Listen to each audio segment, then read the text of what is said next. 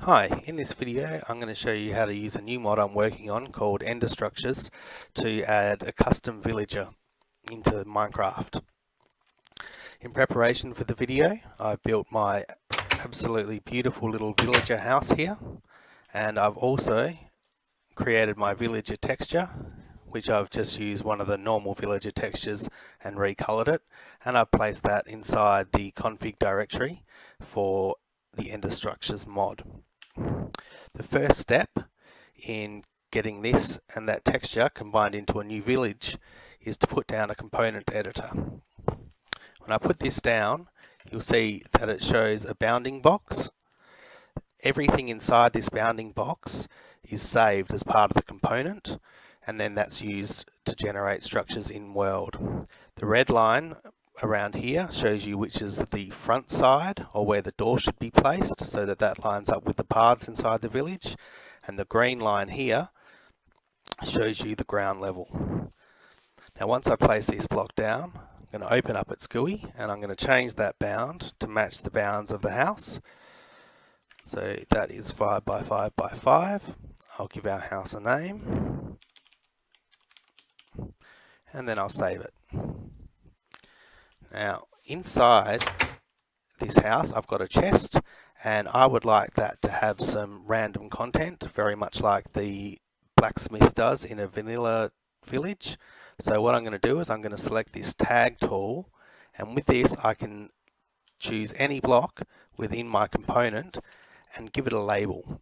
So what I'm going to do is I'm just going to call this chest, and then what we're going to do is we're going to use this label shortly to make this chest get filled with random content. Okay, so I'll save this now that I've added the tag.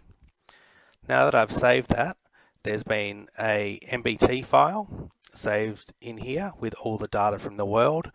You could open that up in something like MBT Editor if you wanted to have a look in more detail what's stored in that file. The next step to getting our villager in world is to place down a template editor. Open that up.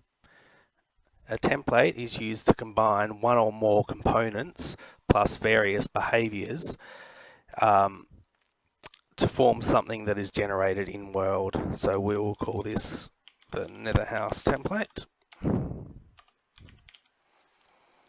and we'll add just the one component to this, which is the house we've just created. And to get that chest to behave as I wanted, what we're going to do is go to the decorator, and we're going to choose the loot table decorator.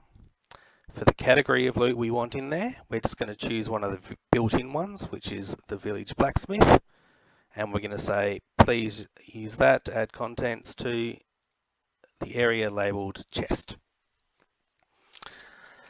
We could also create our own custom loot categories if we wanted, and then use that within there. So now that that's done, I'll save that.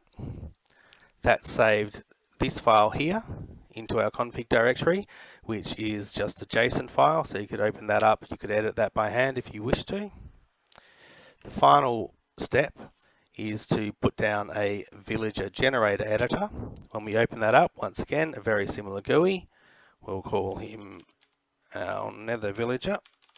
The weight is how likely it is to generate in any given village. We will give this a really high weight. We want at least one per village with a maximum of 6. The template to use when it generates in the plains biome is just our Nether House one. We don't have a separate desert one at the moment, so we'll just choose the same one there.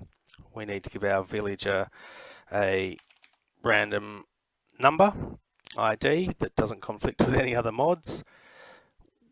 From texture, I'm going to choose that texture I showed you before. All the stuff in this drop down box is populated with any of the PNGs in here. So you can see there's just this one there. Oops, sorry, where was I? Oh, wrong template. Texture. You can see we've just got the one choice there. You could actually also, if you don't have it available, you could just type the name in here yourself, and then it'll hopefully find it at runtime if you've added in the file later. Okay, so once we've done that, you can click save. Once again, this has created another JSON file in here, and at this stage, we will now go in and add some trades. So all of these items that we select are populated by the hotbar here. So the best idea is just to lay out the trades as you want them in your hotbar. Then I can just come in and say our villager will buy 32 orange tulips for 1 emerald.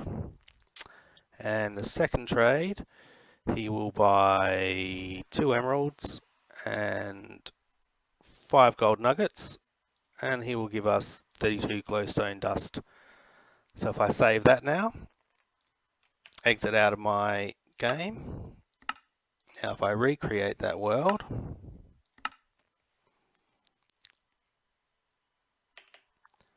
wait for the village to load in. And as you can see, we've got our new villager added into the village. So if we come down here, we can see this has got chest content, and we've got our trades in there too. That looked like rather odd content for a blacksmith. Oh, there we go. And yeah, that's it. Now if we want to give this villager to someone else for them to use in their game, all we need to do is to take these 4 files here, stick them into a zip file. We'll call this Nether Villager. Now all you need to do to use this is have the structures mod installed. You don't need structures creator, you just need the structures mod installed. Put that in the config directory and that villager will be added to the game. That's it for now. I'll add more videos to explain how this very similar process can be used to add buildings into World Gen outside of villages, plus various other more advanced things you can do with various behaviours. Cheers.